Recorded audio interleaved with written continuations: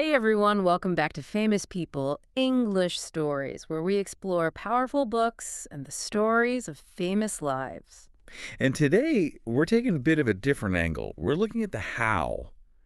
How do these figures we study, presidents, leaders, major figures, actually project that power? Exactly. We're digging into the practical side. We read all these biographies, these stories, and you start to see patterns in how truly high status, supremely confident people present Right. themselves. It's often not even about what they say initially. It's something else. Yeah. So we're trying to extract that operating manual, if you like. Yeah, like a universal guide used by people who just command attention. Mhm. Our mission today is sort of giving you, the listener, a bit of a shortcut, a cheat sheet on how to appear undeniably confident, even if you're, not always feeling it inside. We're focusing almost entirely on the mechanics, stripping away the words for a moment, looking at the nonverbals, the posture, the way people use their voice, even the timing, the stuff that lets someone own a room before they said a word. It's like this hidden language of presence, isn't it?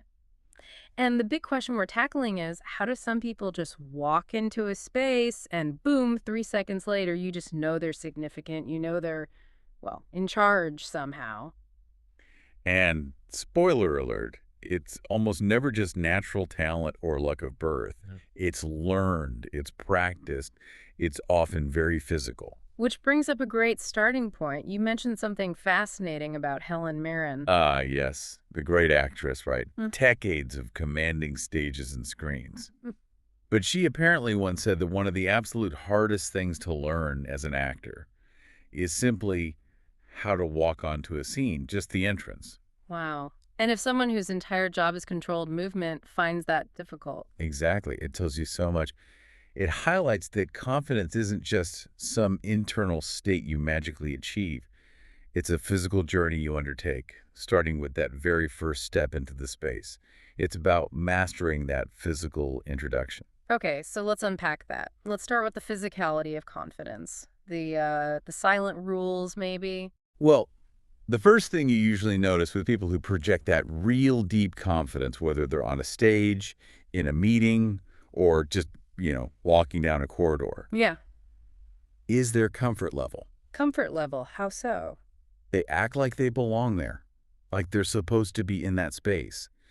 They don't rush, and crucially, they aren't afraid to actually look around, to take in the environment. That's interesting because the opposite is often true when you feel nervous, right? You tend to rush in, maybe head down a bit, just looking for a safe spot like an empty chair. Precisely. That signals you feel temporary, maybe a bit anxious, like you're just borrowing the space. But someone confident moves more deliberately. They take a moment, they survey the scene. It's like they're assessing it at their own pace. Which sends a message of ownership, like they own that moment. Yeah, or at least that they're comfortable participating fully in it. And that reluctance to look around, that's a huge tell for insecurity. When people feel anxious or maybe lower status in a situation, their focus tends to narrow. They just want to get where they're going without drawing attention. Whereas high status individuals almost expect attention, or at least aren't uncomfortable with it. They feel entitled to look. Right. Now let's get more specific. Posture and gestures. The sources we looked at really emphasize that confident gestures tend to be smooth, yes, but also broad. Broad, meaning, Meaning they take up more space. Think about it if I'm sitting here talking, but my elbows are tucked right into my sides, my gestures are small, close to my body. it looks contained, maybe a bit defensive. Exactly. It signals reservation, self-protection. Broad gestures, using more space, even subtly, claim a bit more territory. From a very basic, almost evolutionary standpoint, it signals comfort and dominance, even slightly. And posture itself, what are the key things there? Chin level is a big one. Not jutting up, which can look aggressive, but not tucked down either, which looks submissive or worried. Just level. Yeah. And the eyes, a steady, composed gaze. Not darting around nervously, but also not a hard, fixed stare. Just present. Okay, let's talk hands, especially when seated. We often see powerful people using specific hand positions. Steepling comes up a lot. Ah, steepling. Yes, that's where you lightly touch the fingertips of both hands together, making that kind of steeple shape. It's very common when someone is listening intently or making a key point. Why is it effective? Well, it serves a couple of functions. It can act as a sort of intentional shield, showing concentration. It looks deliberate, controlled. And importantly, it keeps the hand still and occupied, preventing nervous fidgeting. It says, I'm thinking, I'm calm. And what about just interlacing the fingers, resting them together? Similar idea. Interlacing the fingers can be a slight self-soothing gesture, sure. But when it's done smoothly and held still, it prevents that restless energy from translating into distracting movements like tapping or fiddling. It communicates composure. I'm managing myself. So these aren't just random habits, they're conveying control. They absolutely are. They show the person is managing their internal state, which, projects outward as confidence. And the walk. You mentioned not rushing, but is there more to it? Definitely. Confident people tend to walk as if they're on a mission. Not necessarily fast, but with purpose. Whether they're walking to a podium or just across the room to shake a hand or even just to their chair, there's an intention there, a direction, a commitment in each step. It's not hesitant. No, it's purposeful, which loops back to eye contact again. The less confident someone feels, typically, the less eye contact they'll make. They're more reluctant to really look around that environment, which is the opposite of that comfortable surveying we talked about at the start. This connects really well to the Colin Powell example. You said he had total command of a room before speaking. How did he achieve that, based on the sources? Two main pillars seem to underpin it. The first is, well, kind of obvious, but crucial. He had a massive amount of knowledge and experience. He knew his stuff, inside and out. So genuine competence is foundational. Absolutely. You can't fake deep confidence without real substance behind it. Not for long, anyway. But the second pillar was more about intentional self-presentation. He consciously shaped and defined himself as a statesman, meaning he wasn't just relying on his military background or his knowledge. He actively worked on embodying the role. The posture, the measured speech, the gravitas, it was practiced. He cultivated that persona of a high-status leader who commanded respect. And it wasn't just physical, right? You mentioned his philosophy, like viewing America as a family. Right, that internal framework matters. Having a clear, strong set of beliefs or a mission provides an anchor for the physical presence. If you have that unshakable internal foundation, it makes projecting outward confidence much easier, much more authentic. Because it comes from somewhere real. Exactly. And that framework is so important because it helps us avoid a common misconception that confidence has to be loud or theatrical or, full of machismo. Right, it doesn't have to be showy. Not at all. Think about someone like the ethologist Jane Goodall. Famous for her work with chimpanzees, decades in the field. Yes. And often described as, quite gentle, maybe even meek or mild in her personal demeanor. Yet wherever she goes, people say she commands the room. Total attention. Why? If she's not projecting that overt power presence. Because she has absolute command of herself. Decades of deep knowledge, mastery of her subject, and a quiet, centered self-assurance. That internal command just radiates outward. It doesn't need volume. So the takeaway is it's less about being the loudest and more about being comfortable and masterful within yourself and your domain. That's the essence of it.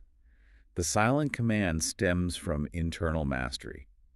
And that mastery of self gives you permission, in a way, to master something else really crucial.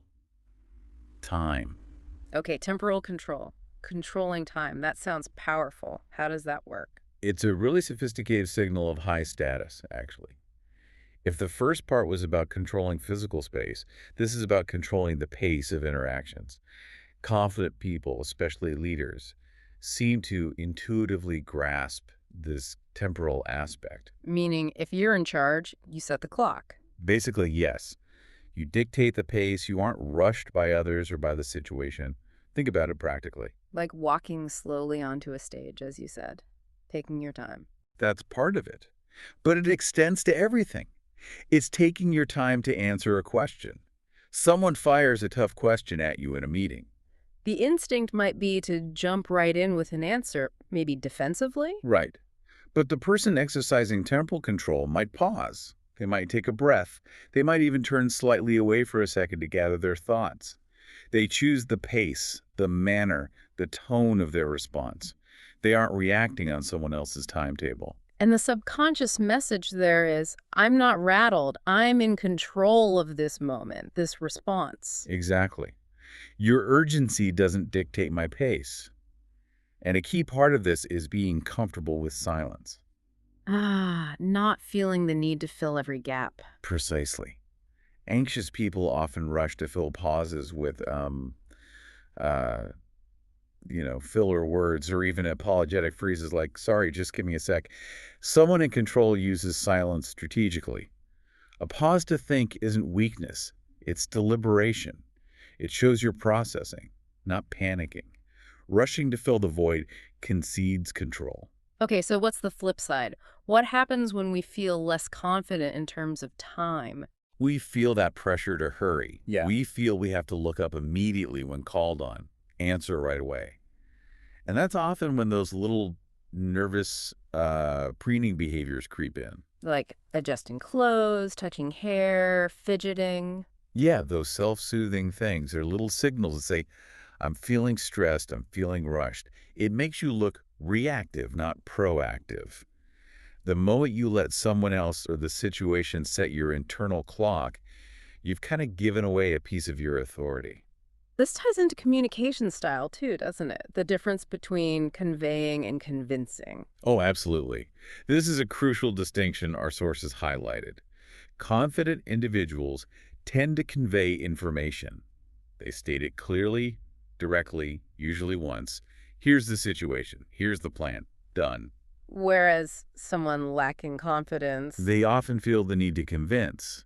If they feel insecure about their point or their authority, they might repeat the message multiple times, maybe phrasing it slightly differently each time, trying to sort of hammer it home through repetition. Almost like they're trying to convince themselves as much as the listener. Possibly. But the effect on the listener is often fatigue or a subtle sense that the speaker isn't truly confident in their own statement.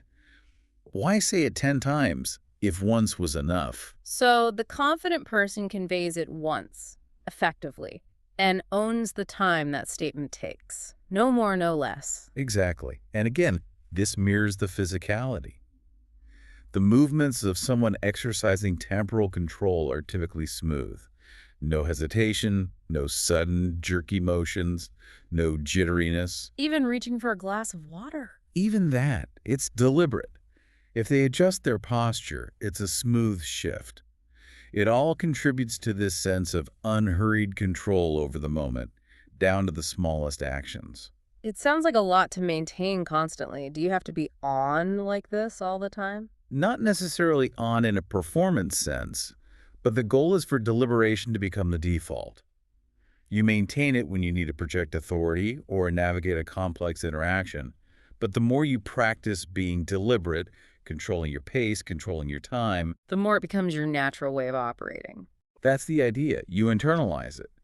So when the pressure is on, you're not suddenly trying to adopt a new behavior. You're just falling back on your practiced habit of temporal control. If you rush, you lose the moment. Okay, so we've talked about the physical and temporal aspects, but Yeah. how do people develop this? You said it's not innate. Right.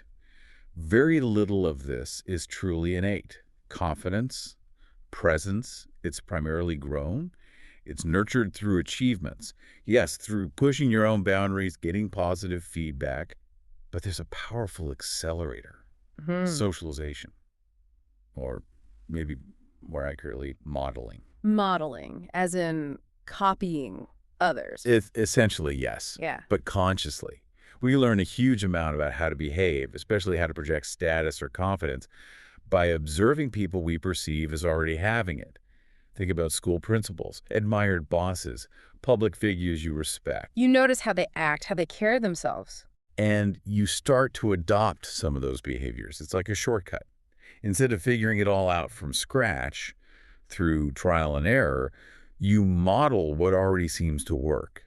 You consciously adopt external behaviors, and over time, they can actually start to influence your internal feeling of confidence.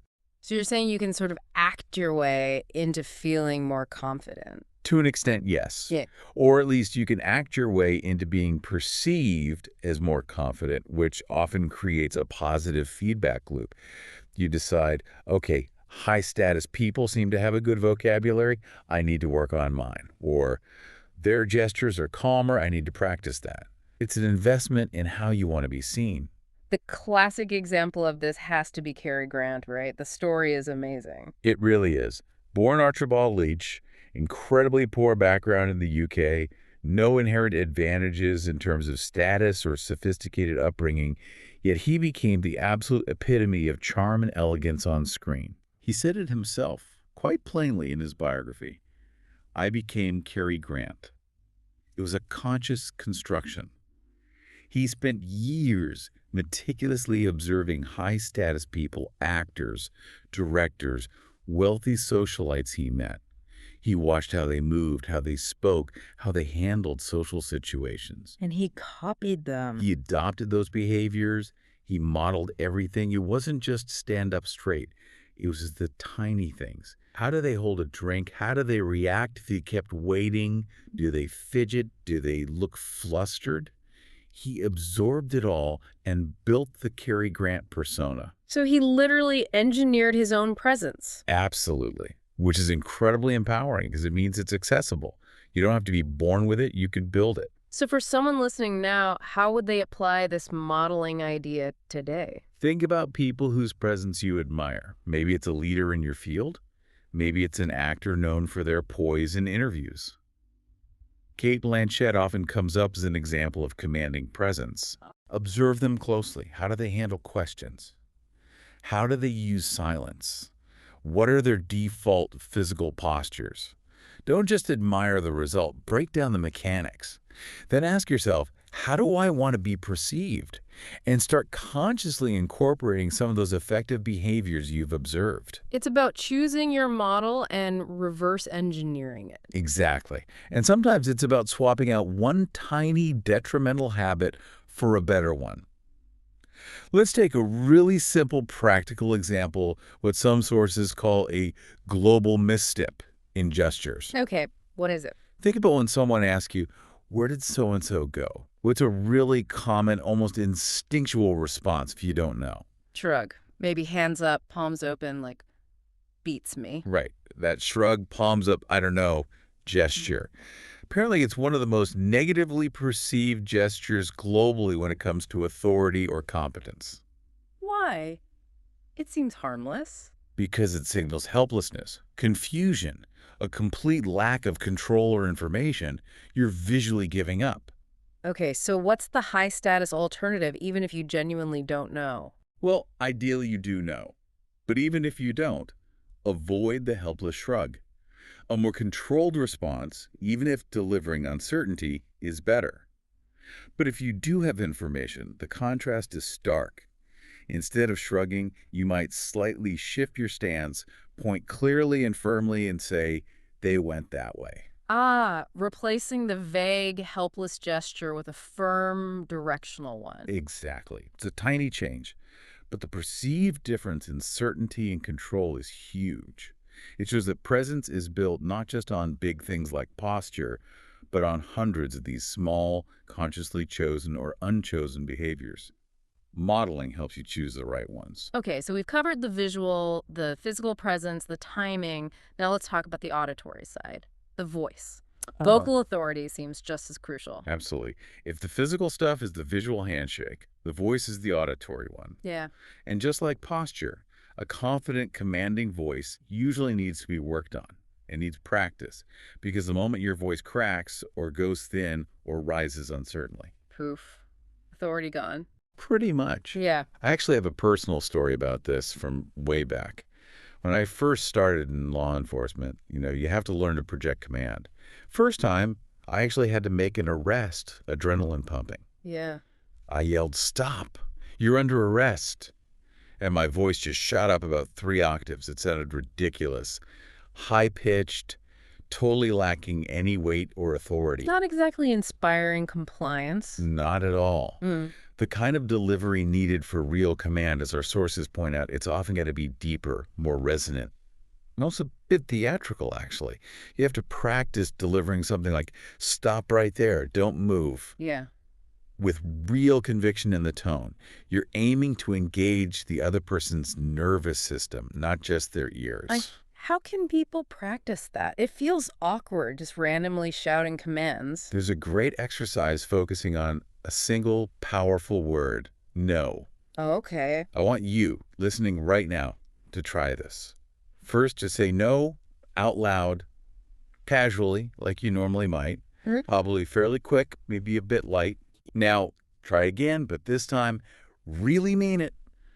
Put some conviction behind it. Let your voice drop a bit. Maybe add a touch more volume. No. No. Yeah, definitely deeper. Now, one more time. Real resolve. Like you absolutely will not be moved. N-O. And no, okay, I feel the difference. My voice definitely went lower and firmer. Right. That's the first obvious thing. The voice deepens, firms up. But did you notice anything else? Maybe with your body, your hands? Actually, yeah. As I said it with more force, I think my fingers sort of spread out a bit wider, like I was bracing myself. Exactly. That's fascinating, isn't it? The physical readiness, the widening of the fingers, it potentiates the vocal command. It's the body reinforcing the message. Hmm. You need that coordination, internal resolve, matching the external delivery, both vocally and physically. That makes sense. Now, what about vocal habits that undermine authority?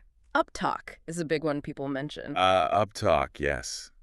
That's ending declarative statements with a rising inflection, so they sound like questions, even when they're not. Right, like I think we should go with plan B instead of I think we should go with plan B. Exactly. And we've actually looked into this, surveyed executives, CEOs, about their perception of uptalk, especially maybe from younger team members or in presentations. And the verdict. Well, look, in casual conversations, some people are just used to it now. But when it comes to high-stakes situations, presentations, decision-making, the overwhelming feedback was, we'd rather not hear it. It fundamentally detracts from perceived authority and decisiveness. It injects uncertainty where you need clarity. But some people argue that's just how I talk, or it's a regional thing, or maybe generational. Is it fair to penalize that? It's a totally fair culture, and people absolutely have the right to speak however they want. But we're talking specifically about projecting command presence and authority. If that's your goal, you have to be aware of the impact. The style might feel natural to you, but the consequence, fairly or unfairly, is often reduced perceived authority. So you can speak that way, sure, but as the sources suggest, don't expect the same results if authority is what you're aiming for. Okay. So avoid uptalk in formal or high-stakes settings if you want to maximize authority. What else? Cadence, the rhythm and pacing of your speech, particularly the use of the strategic pause. This brings us back to temporal control again, doesn't it? How so? Well, think about someone who speaks incredibly fast, like they're machine gunning their points out. Hard to keep up with, sometimes overwhelming. Right. Listeners can tune out, get overloaded. But when someone uses cadence, effectively varying their pace, using pauses deliberately, they control the listener's attention. You hold the audience. They wait, anticipating the next word or phrase. You're managing their attention span. The historical examples are really powerful here. Martin Luther King Jr. Absolutely. I have a dream, pause, that my 4 little children will one day live in a nation. That pause isn't just dead air. It's full of meaning. It lets the previous point land and builds anticipation for the next. It amplifies the emotional weight. And Churchill, apparently, he even marked his pauses in his notes. He did. His speaking notes literally had dots or dashes or specific instructions for how long to pause. Think of the Iron Curtain speech. From Stettin in the Baltic, pause, to Trieste in the Adriatic, longer pause, an Iron Curtain has descended across the continent. Those pauses weren't accidental. They were crafted to maximize impact, to force the listener to absorb the gravity. And JFK going to the moon. We choose to go to the moon in this decade and do the other things, not because they are easy, pause, but because they're hard. That pause right before, but because they're hard, is everything. It isolates the key contrast, emphasizes the challenge, elevates the ambition. So the pause is where the power lies in many ways. It signals control. It Yeah. tells the listener subconsciously this person is in charge of the information, they're in charge of the timing, they're comfortable holding this space. They own the airwaves, literally. Okay, we've laid out this blueprint for projecting confidence, physical presence, temporal control, vocal authority. But let's be real. Public speaking, big presentations, it's scary for most people. Oh, absolutely. Let's just put that right out there. Most people, including people who do it all the time, still feel nervousness. Mm. That racing heart, maybe the dry mouth, the shaky hands, it's a completely normal physiological response to what feels like a high-threat situation. Being judged by a group is inherently stressful. So acknowledging the fear is step one. Yes. That's the first mental trick, based on what we've seen. Be honest with yourself. Say, okay, this feels scary. This is unnatural. Trying to pretend you're not nervous often just makes it worse. Acknowledge the feeling. It takes some of its power away. Okay, acknowledge the fear. What's next? Mentally. Take refuge in your knowledge. Okay. This goes back to the confidence point with Colin Powell. If you're nervous about presenting, the single best antidote is to know your material absolutely cold.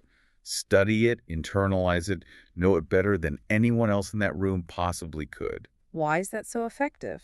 Because it shifts the source of anxiety. If you know your stuff inside out, you're less likely to fear being found out or asked a question you can't handle. Your fear then becomes more about the performance forgetting your place, maybe stumbling over words rather than a fundamental lack of competence. Mastery breeds confidence. Makes sense. Know your stuff. What's the third mental trick? Rehearse. Obvious, maybe, but critical. Practice the presentation out loud. Hear yourself saying the words. Feel the flow. This does two things.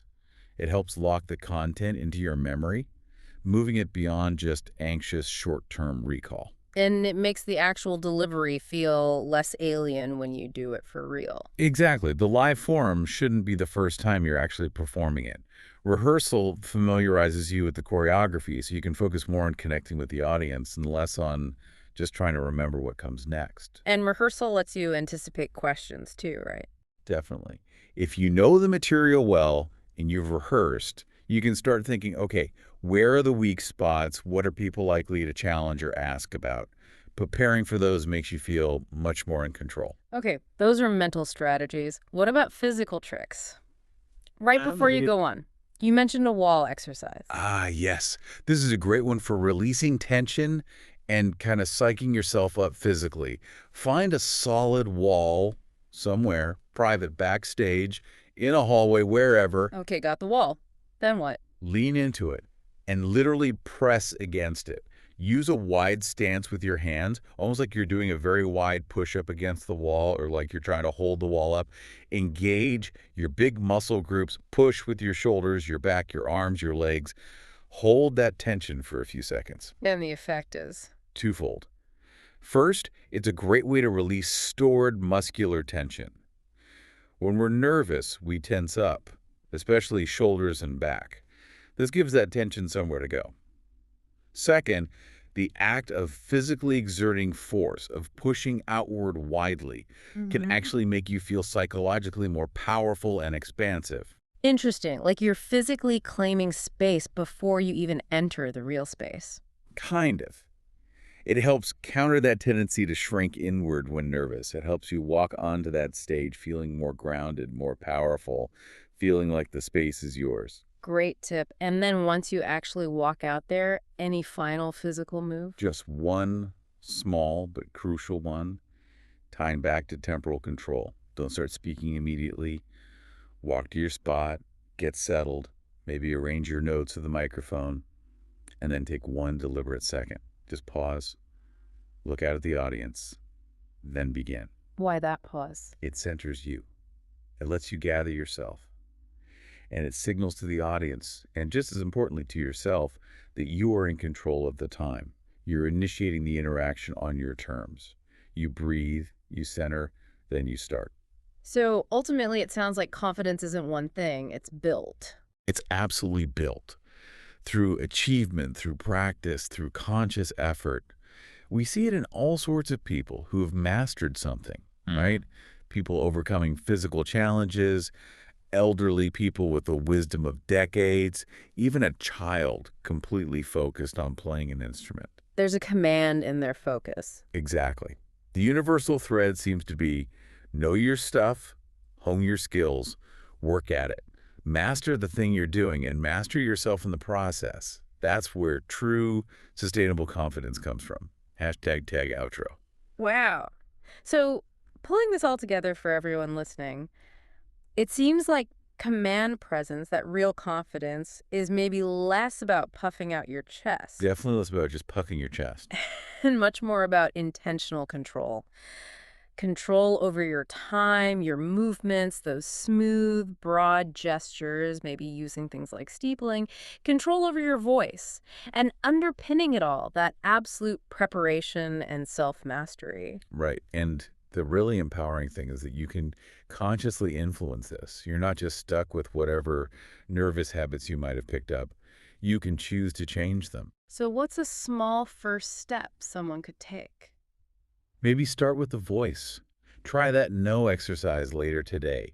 Really feel the difference in conviction. Or consciously try to eliminate uptalk from your important statements for the next week. See how it feels. Or next time you have a meeting or presentation you're a bit nervous about, find a wall 5 minutes before and try that physical push exercise. Start small, build the habits. Exactly. Because true confidence, that command of self, it seems to be learned through this kind of conscious modeling and deliberate rehearsal. We see the polished end result, the Colin Powells, the Cary Grants, but we don't always see the years of work, the intentional construction that went into it. Which leads to a final thought, maybe. Yeah, if achieving that kind of quiet, unshakable presence requires this intentional self-design, this modeling and practice, what's one behavior you currently have, maybe a tendency to rush or use filler words or a specific nervous gesture? What's one thing you need to consciously unlearn this week to start building that sense of temporal mastery and presence? Something to think about. What do you need to let go of to make space for that command? Great stuff. Food for thought. Absolutely. Take that question with you, everyone, and maybe start working on your presence today. We'll catch you on the next deep dive.